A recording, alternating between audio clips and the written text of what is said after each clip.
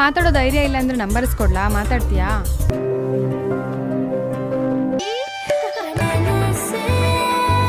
ಅಂತ ಜೋಯ್ಸ್ ಹೇಳಿದ್ರು.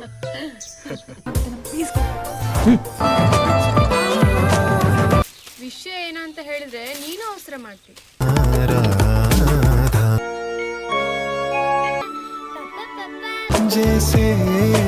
ಅಪ್ಪ ದುಡ್ದಿರೋ ದುಡ್ಡು ಬೇಕು, ಆದ್ರೆ ಅಪ್ಪನ ಬಗ್ಗೆ ಏನು ವಿಷಯ ಬೇಡ. ಅಣ್ಣ ನಾ ಒಂದ್ ಪ್ರಶ್ನೆ ಕೇಳ. ಆರೇ ಈ ಟೈಮಲ್ಲಿ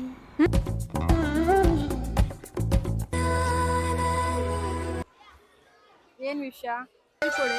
ನಂಗೆ ಮುದ್ದು ಜಡೆ ಬೇಕು. ಡೈರೆಕ್ಟ್ ಆಗಿ ಪ್ರಪೋಸ್ ಮಾಡ್ಬೇಕಿತ್ತಾನೆ. ಶೆಟ್ರೆ ಚಾಯ್ ಹೊಟ್ಟೆ ಅವಳ್ದಕ್ಕೋ ಜಾಸ್ತಿ ಆಯ್ತು ಕಣೆ. ಸುಮ್ನೆ ಸೀನ್ ಕ್ರಿಯೇಟ್ ಮಾಡಕ್ ಇಷ್ಟ ಇರಲಿಲ್ಲ.